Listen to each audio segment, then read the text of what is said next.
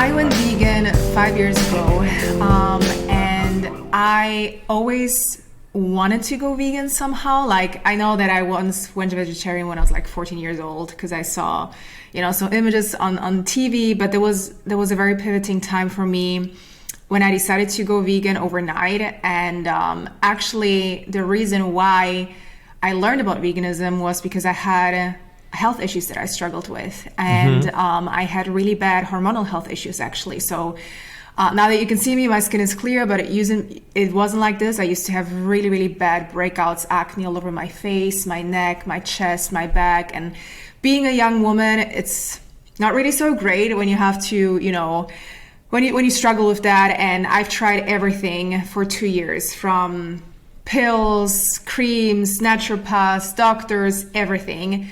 And I always considered myself pretty healthy-ish, like I still ate animal products, but let's call it, the healthy side. And I was like, okay, I don't know what it is that I'm doing wrong. Something is not working out. And so I started doing a little bit more research, and I tried being vegan once for like a month, but I was living in South Africa with my ex-partner. South Africans, they eat a lot of meat, and so within a month I kind of gave up. But that was a time where I started doing more research, and I started to learn about how food affects us internally, and how everything that you put in is going to eventually show somehow. And so this topic really interested me, and I really wanted to learn more about it. But when I was doing more and more research, I also stumbled across videos about animal agriculture, and I started to see, how animals are treated.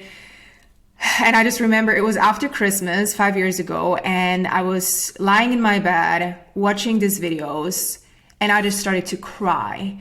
In a way, I was just like, how did I not know? Like, how did I not see this before? How did I not make sense to me before? And so I knew, okay, I had to stop living the way that I was living and kind of covering my eyes up and pretending that I was a good person when in that moment I didn't feel like that at all. And in a way, I also felt a little bit of guilt because I was like, how did I not go vegan earlier than that? And so I went vegan cold turkey overnight. So the next morning, I remember I had a couple of animal, products at home that I gave away to people, to the person I was living with. And I was like, I don't want to see this anymore. I don't want to eat this anymore. And funny enough, within just a couple of months, my skin cleared up. And I wasn't even a healthy vegan. I was a junk food vegan. I don't know. I feel like everyone goes through different vegan phases. And for me, it was like, I can't believe donuts. Like, there are certain donuts that are vegan. And I was living in Barcelona at that time. So there was a lot of already vegan alternatives out there. So, even though I wasn't even healthy vegan, I was junk food vegan, my skin started to clear up. And I remember my mom visiting me a couple of months later, and she looked at me, she was like, what did you do? Because she was the one also helping me really go through, trying so many different things and nothing was working. And I was like, I literally went vegan. And that was a thing that it just showed me, okay, of course, I do think if I would have gone vegan only for my health, I probably would make exceptions. I would probably still say okay, once in a while I'm going to have something, but I definitely did go vegan for the ethical aspect. But it also just really helped with my health, I would say. So yeah, that's my story. In your experience, do you think that when folks go into veganism and they don't necessarily have that ethical reason, it's to to sort of quote unquote cure or to reverse a condition, or they've got some kind of health aspiration, do you tend to find that the relapse rate in your experience is a bit higher? Yeah, I've seen it. I feel a lot of people but I've seen it. I've seen it with vegan friends that make exceptions here now after years of being vegan. They're like, oh, just a little bit of milk and that thing is going to be fine. Or it has eggs. Okay, it's fine. And to me, I do think when people go vegan only for the health aspect, there's a lot of times this excuse of if I eat it once, it's not going to harm me. And it's true. If you eat it once, in a month, if you have dairy products once in a month, it's not going to harm you. If you eat it every day, of course, it will harm you. But once a month, it's not going to really do anything. For me, why I haven't gone back to non-vegan food, to non-vegan food is because I remind myself every single day. So when I see dairy, when I see eggs, when I see meat, I don't see this as food. Right? I see it as like, okay, this is not meant to be eaten by us. This is not ours. So definitely I've seen it with people, and it's okay. Everyone is on their own journey. I'm not judging that. But for me, I really consciously remind myself as to why I'm vegan. And sometimes I get a lot of backlash because I'm a vegan health coach for women. And so a lot of people are like, oh, veganism is not about the health. I'm like, I know. I'm not doing it primarily because of that. But if you would know how many people I turned vegan because of what I do. So it doesn't matter why people are vegan in my eyes, as long as more and more people are vegan. But I've helped so many people turn vegan because of what I do. So yes, it's not for the health. Veganism is a lifestyle, but still, if there is a way that you can help people really see clear and feel better, why not do it that way? So that's my take on that. Yeah, I definitely want to come back to that point because that's really interesting to me, actually, because I've 100% see that debate, that argument sort of rage on within the vegan community all the time about health coaches and their sort of almost their place under the banner of veganism, if you like, and whether that's appropriate or not. And so I definitely want to sort of come back to that. But for folks who don't know, let's start in at the sort of the beginning of it. When did you decide that, from your own personal journey, that you were then going to become, nutritionally trained and you were going to, become a coach of others? Mm-hmm. Yeah. So for a long time already, I felt people would always come to me for nutrition and training advice because it was kind of always a passion of mine, even when I was not vegan. But there was a time in my life when I went vegan and I was working in marketing, actually as a marketing strategist at a company in Barcelona, and I was extremely unhappy, and there were a lot of things that weren't going right. Even though I was already vegan and it did make a lot to my health, I still didn't feel 100% good. I actually experienced weight gain, going vegan as well, and bloating, and it was definitely the whole, holistic aspect, because health is not only what we eat, but it's also how you feel, your mental health. So I was at a very bad place during this time. And so because I realized that I no longer wanted to work in marketing, and I didn't feel like this had any purpose. I felt like I was working 9 to 5, doing something that everyone else could do because it wasn't really anything unique. I didn't feel like I had any impact whatsoever. I was just telling people to buy more ads. And I was like, this is not it. And I felt like there was something greater that I wanted to do. And so also because I was at a point where I didn't feel good, I decided to quit my job, take a quick break for myself and really realign myself with my values and my passions. And so I decided to study vegan nutrition. I became a vegan nutritionist. I became a fitness trainer. And I didn't know yet that I was going to become a health coach. That was just kind of naturally, it showed up. So there was an opportunity for me to apply to a job as an assistant coach for this other big vegan influencer in this space. And that was the first time that I even got in touch with the word coach. I was like, I don't even know what that is. So I got the job, and for the first time, I felt like I had an impact. I felt like I could help people. People were coming to me really struggling, not only with their health and their weight, but also, mentally, with their confidence. There was just so much that I felt like people needed help with. And so, yeah, that's kind of how it started to come to fruition. And I just saw that there are a lot of people that truly need support and want support, and there's nothing wrong with that. And so eventually I was working both with men and women. I started to see that women, that's why I say I'm a women's health coach in specific, because I had my own hormonal health issues, and I saw that a lot of these women were also struggling with other things than the man that I was working with. And because I felt like I could relate to women more than to men, that was a time for me where I decided, okay, I wanted to do my own thing. I really wanted to specifically help women with the things that I know I went through. And so it kind of naturally unfolded, into becoming a coach. And how quickly was it before you started to get, a portfolio of clients? How was it, when did you start to become known, if you like? Was that a difficult process for you? So before I actually became a coach, I always wanted to become an influencer. Okay, I'm going to be honest. So veganism was kind of like, I started my podcast at that time as well. And now it's called the Plentiful Goddess podcast, but back then it was called the Seeking Veganism podcast.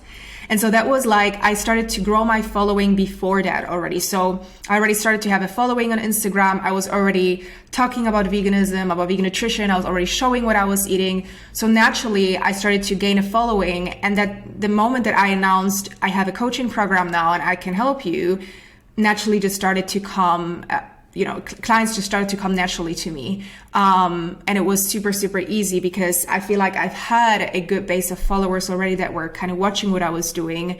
It was very easy. Plus, it was when COVID hit, a lot of people were sitting at home. They didn't know what they couldn't go to the gym. They couldn't do anything. And so that was a really good time for me to actually start this because I had an influx of clients come in because everyone was sitting at home and was struggling. So that was good because then I also started to create and I still have it, all of it that I'm talking about, it's still there. But then I started to also create the community of vegan women from all around the world. And we had the calls multiple times a week where we all came together, we shared whatever we were going through. And it was just so nice to see that women could still connect with each other during these hard times. And also as vegan women, because a lot of these women were telling me that they feel very lonely in their journey because they don't know any people in real life that are vegan. I was going to ask about the split of your clients. How many people came to you who weren't vegan at all? How many were vegan and kind of they were tweaking? Perhaps they'd started in the kind of junk food space and wanted to get healthier. What was the split like? I would say around 30 to 40% were not vegan that came to me. So people that were curious, that wanted to go vegan, that wanted to do it the right way, that of course were kind of, interested because of the health aspect, and they thought, oh, I'm going to go vegan, I'm going to lose weight naturally, which also is not always the case. But yeah, I think it's still kind of the same percentage wise. I would say 60% of people, 50 to 60% of people that come to me are vegan but are struggling, and then 30 to 40% I literally make them vegan. And I still have people that reach out to me that I work with, a couple of years ago. They're like, I'm still vegan, still doing your meal plans, still they're happy that they were able to transition to it. So, and I'm proud of that. I'm proud that I could help, women go vegan the right way, in a healthy way, and of course, make an impact in a way. So, yeah. Where do you start with somebody? If somebody comes to you and they want help, what's the kind of first steps? What does it look like? So the first step is always for them to fill out an application. So I always say I work very closely with my clients, and every client is so important to me. And so I want to make sure that when I work with you, that we feel connected to each other, that we actually feel from the start, hey, she gets me, I get her. We have a good relationship, we have a good base because we're going to spend some time with each other. And that's definitely the foundation. So usually it's sending an application in, and I have a look at that and I see, okay, where is the person at? In most cases, I reach out to them, we hop on a call, and in the call, it's usually the first, half an hour to an hour. We get to know each other. I ask questions, and that's when we see, okay, is this a good fit? Is this someone that I want to work with? Is this someone that wants to work with me? And then usually when the person, is ready, we move them into the onboarding. So I also right now have an assistant coach. She's helping me with the nutritional and training aspects of the program. And so we onboard the client, and the way that, my program works is, as I said, it's a very holistic approach. I don't believe in a very toxic fitness dieting culture, because it really breaks people. It broke me. I burned out multiple times. I had an eating disorder. I went through it all. And so the way that we really approach this is a very sustainable way to weight loss, but also transformation, because it starts from the inside out. So the work that we do is definitely a layer deeper than just, here's your meal plan and lose weight. You get the meal plan, you get the training plan, but we definitely go deeper because we really want the transformation to be forever, And as I said, like, I literally have clients that work with me from the very start. When I just started, I'm still in contact with them. They still tell me that, they do everything that I taught them. And it's wonderful because that's their purpose. I don't want you to just have a quick fix and then struggle, until the rest of your life, but really have something that you can call a foundation for forever, I love that you're calling out there the sort of the being a sort of antithesis to the toxic diet culture, the kind of the fitness influencer culture, that kind of stuff. And I wonder, like, how difficult do you find that to communicate that message, that you are in a different space in the kind of the clipped world of social media, where it's really easy for people within the vegan community to say, "Oh, vegan health coach, therefore diet culture, therefore that's toxic," and not see that there's a difference to what you're doing. How do you kind of combat that? Yeah, I'm gonna be honest, it's hard. It's difficult because a lot of people put me in the same shoes as all of the other vegan health coaches out there. And then, when I have a call with a person and, I tell them like, hey, this is the program, this is the investment and whatever. They're like, oh, but I can just buy a meal plan online. I'm like, girl, this is not what this is about. Like, this is, and every person that tells me, okay, I invested in this, it was the best investment of my life because I truly changed. Like, if I say this goes beyond just weight loss, I truly mean it. I have people that quit their jobs, start their own businesses. I have people that meet their love of their lives. I have people that, finally love themselves, that tell me it's not about the weight loss anymore. I finally love myself fully. And it's hard because I feel like in today's society, it's so saturated. We're bombarded with information. Our span of what we see and what we digest is so short. So of course, business coaches tell you do a short 7-second clip about what you do. Okay, I'm gonna try, but I can only touch the surface. And so of course, if you look at my marketing, most of my marketing is targeted at the women that want the weight loss. Once they speak to me, they realize, oh, this is deeper than what I thought. And so because unfortunately today people want something quick, they want something easy, and I'm not saying that this is unattainable, but in order for you to get people to be interested in you, sometimes you have to do what works. And I tried for a long time to go more into the route of like really trying to explain everything that I do and go into the depths of it on my Instagram. And a lot of people, because it's so short, everything is like, we're so saturated, you don't always get it. That's why I love podcasts. That's why I'm like, I want to speak more about it. That's why I have my own podcast, because people that truly get it will listen to your message and will take the time to listen to a 1-hour episode, right? But the people that are just scrolling on Instagram, really catching their attention, really making them understand that you're different and what you do, is not always easy. If you have tips, tell me. But it's not always easy.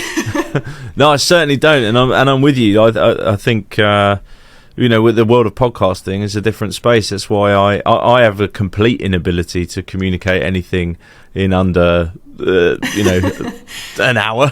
So social media for me is I tend to duck out of it, other than clips on clips of the podcast, and I really struggle with there's things that I might want to respond to or wade in on in a discussion or a debate that I see online, but I think actually it's not worth it, because I can't get all of the nuance, all of the grey across that is in my mind in a short enough clip that would make it watchable.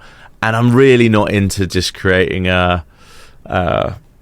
something that I know is polarizing. Like I know if it'd be easy, wouldn't it, to just put out the kind of the most almost the most shocking concentrated version of your viewpoint, without any nuance, and it'd get attention, but it's like, do you feel comfortable doing that? And I really wrestle with that. Yeah, no, I get it. And again, with TikTok, same approach, right? TikTok works that way, where you scroll all the time, and it's like, I remember I was traveling actually to Washington it was end of December, and I remember at the how do you call it, at customs, flying to Washington, it was horror. Like, we had to wait like 3 hours at customs to get through. But my main message is I like to look at people. I like to see, okay, what do people do? And there was this one woman, and I saw that she was on TikTok, and she was just for 3 hours scrolling mindlessly, watching one thing after the other thing. And the one thing that really struck me was how there was no emotion in her face. Nothing. Like, if it was a funny video, if it was an informative video, whatever it was, her expression in her mind, or in her face, didn't change at all. And I was like, oh my God, do I look like this when I scroll mindlessly? This is really scary, because it just shows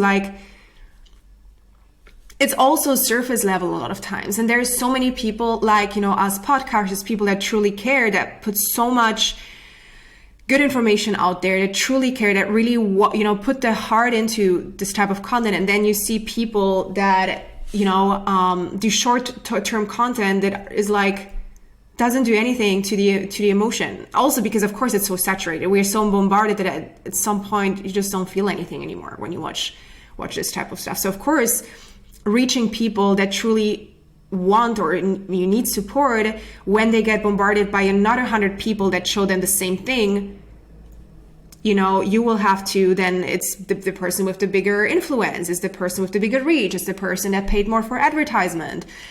So it's a saturated market, and yeah, especially I could talk about this forever, so I'm gonna stop now. But I hope that makes sense. No, you feel free. I was going to ask you about that, in terms of when you are talking to somebody, when you're coaching somebody and you're getting under the skin of things.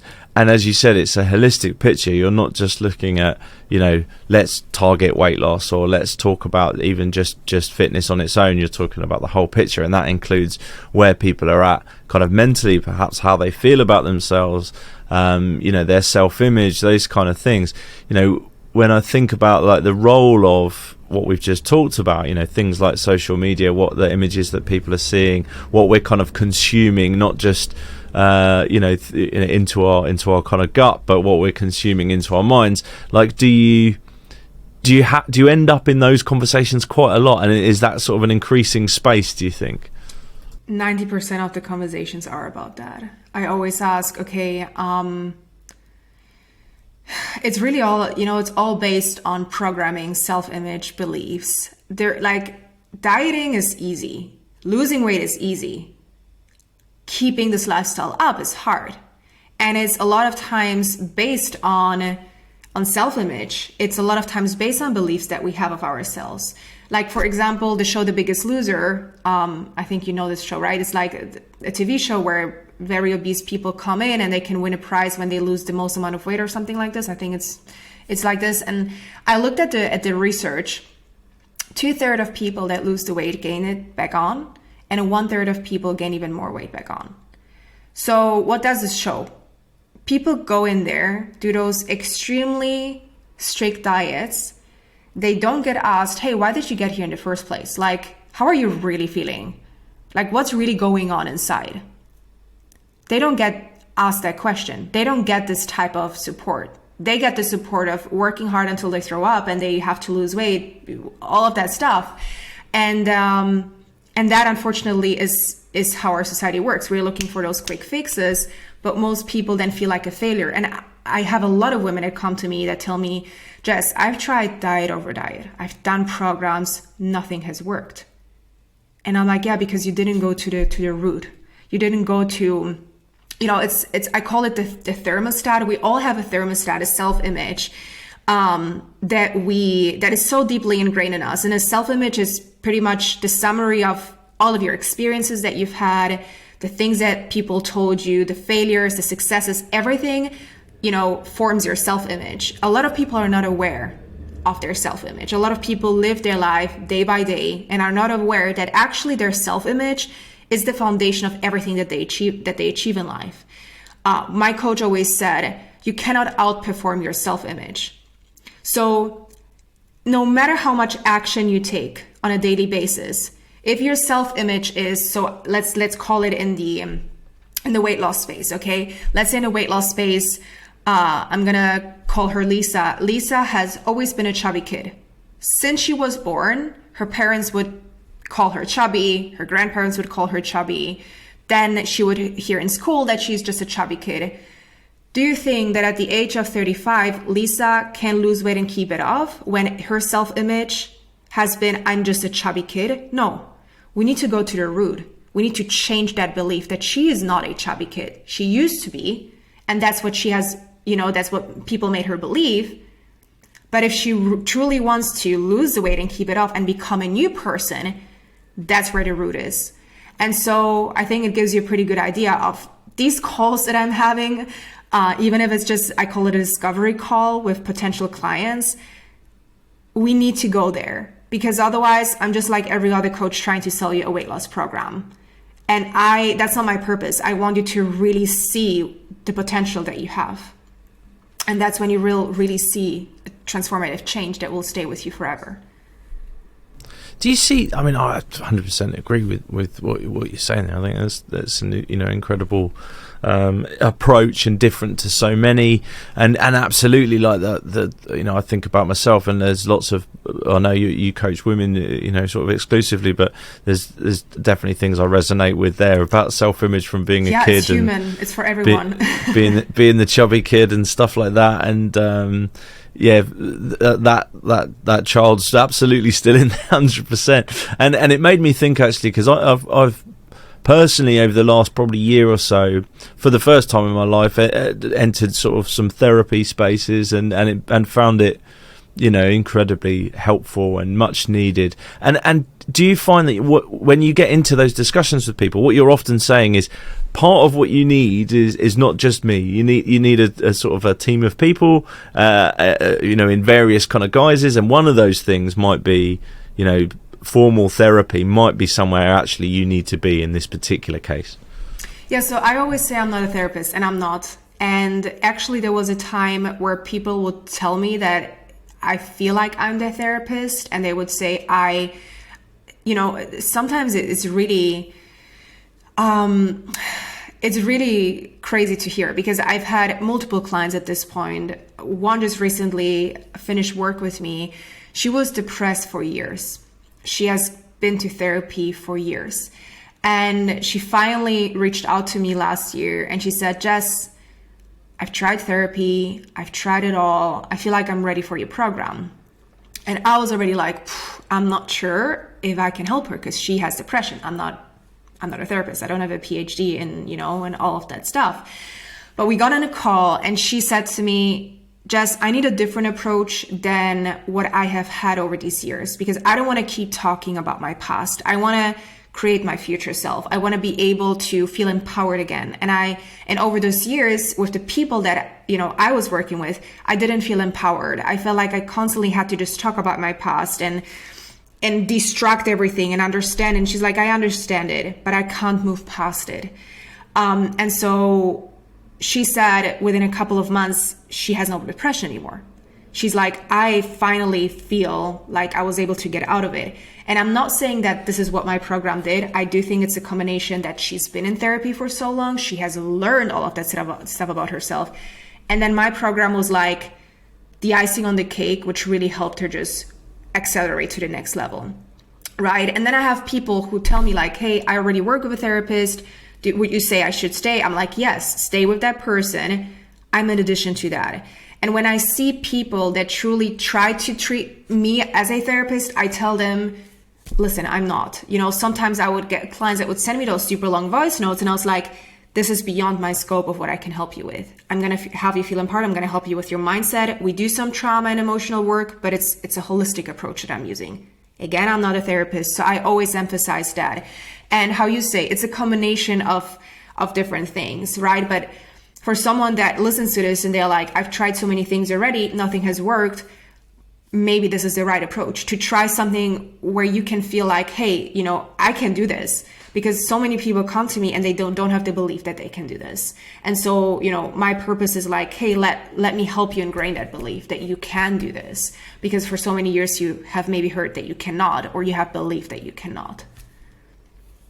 Yeah, 100%. And I love that. I love that. Again, like, you know, you talk about the world you're in, like, strikes me as like it's a minefield in a way. You've got the kind of, I don't want to be lumped in with the kind of the toxic diet culture stuff. I don't want people to think that I'm trying to be a therapist. And it feels like you're really careful and thoughtful about what you're doing in a way that I think maybe others aren't. and not talking about anyone specifically, but, you know, I think when we see some folks in the kind of the health coach space, they're not necessarily as thoughtful as you've been. They don't necessarily have the nutritional qualifications or bits and pieces like that.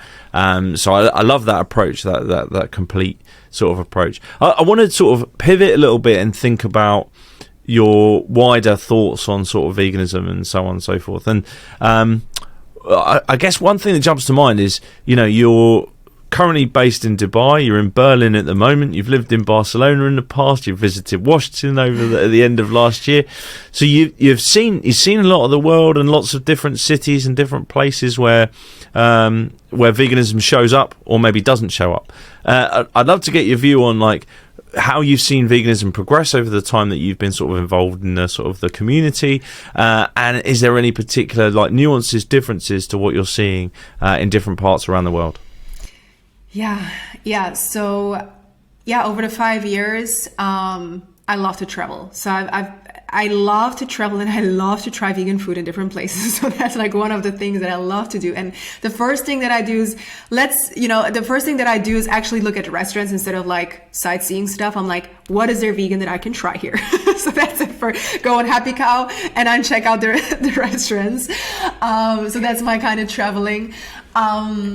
But yeah, so when I look back, definitely, I think I was lucky that I went vegan in Barcelona because it was already, it's a super developed city at this point. And 5 years ago, it was already pretty far when it comes to veganism. So I remember there were already a lot of restaurants, fast food restaurants, and there was even like a vegan tapas bar, and like they had donuts. So there was definitely a lot already available.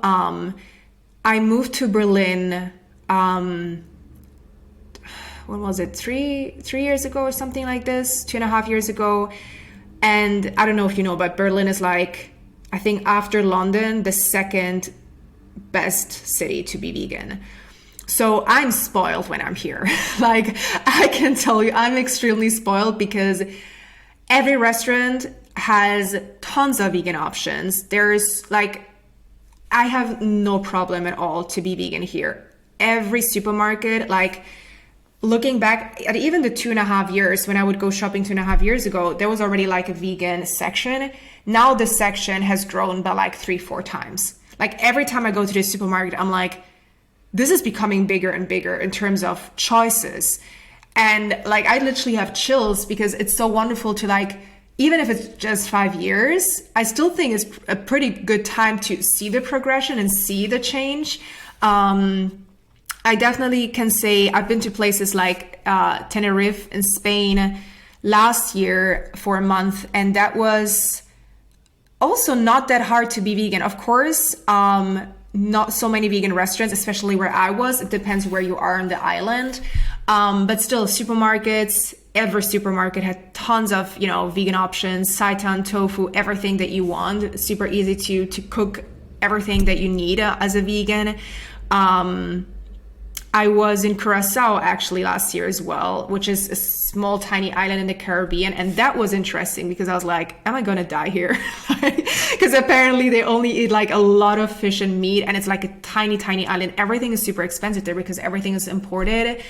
And even there, restaurants, supermarkets, they all had vegan options. Yes, it might have been pricier, but everything is pricier on this type of island. So I can definitely say, if someone comes with the argument that it's hard to be vegan, I'm like, probably if you're listening to this, you live somewhere where you have either way a supermarket or Amazon is going to deliver to you or some type of delivery service. It's not. We live in 2023. And if I can be vegan on a small, tiny island in Curacao where 99% of people eat meat and fish, you know, if you truly want this as a lifestyle change, I think you can truly make it, and you're still gonna be fine with all of the nutritional needs that you have. So I hope that answered your question. Yeah, absolutely did. That's and very difficult, to be fair. It's a very difficult question to answer because, like, you know, there's so many sort of nuances, I guess, to our thought on, you know, what is veganism, what is progress, all these kind of things. And actually, that sort of leads me on to a point. I end up talking to a lot of people about this, and I'm always keen to get different people's views. And particularly somebody who is often talking to people about their nutrition. You know, there's sort of the quote unquote rise of veganism, or the kind of progress that we sort of claim as, or things we claim as progress, are often connected to, like, whether we're seeing more vegan alternative products in the supermarket, and that can often mean, well, actually, what I've seen more and more of is junk food, essentially. And does this kind of concern you, actually, from a point of view of people come into veganism, they think they use these products as transition products, they think, yeah, this is amazing, I can live exactly how I lived before as a vegan, and actually they may be getting some health benefits, because obviously they're not, like you said with your journey, you know, they're not in consuming dairy, there's no cholesterol, all these kind of things. But they could still be not as optimum as they'd like to be, and so on and so forth. Does it kind of concern you a little bit that the sort of veganism being co-opted and commercialized, if you like, is kind of giving the wrong impression of what being healthy and plant-based, or healthy and vegan, is? Yeah, that's a good question. I mean, so I'm always happy to see new products out there, even if it's processed, even if it's meat alternatives, because this shows me, okay, the world is changing and people are waking up, people are demanding this. So from an ethical standpoint, I'm very happy to see that. And I support it as well. I'm like, I'm actually going to buy this because I want to try it. And I'm like, you know, the more I demand it, the more it's going to get produced. So in a way, I support that. In terms of health, because again, I've had eating disorders in the past. I've had all of these restrictions that I would put on myself. And I know that diets in the long run are not because diet is pretty much all that you're doing is restricting yourself. And people think, oh, you have to eat like extremely clean to lose weight or all of those things. I always teach my clients the 80-20 approach, which is like 80% nutritious food, 20% happiness food. So if 80% of the time you eat whole foods, you eat lots of fruits, lots of vegetables, beans, you know, vegan, good protein like tofu, tempeh, all of those things. And 20% of the time you have some vegan cheese, or you have some vegan ice cream, or you have some vegan pizza. You're still healthier than the majority of the world. And you still are going to experience the benefits. You're still going to be doing great. Of course, like, if I were to speak about nutrition and what is available on the market generally today, I could talk about this forever, because of course we know that fruits and vegetables no longer have the nutritional value that they used to have, like, you know, years ago, because of our soil and all of that. It is what it is. But the more that we can just be conscious about what we are consuming,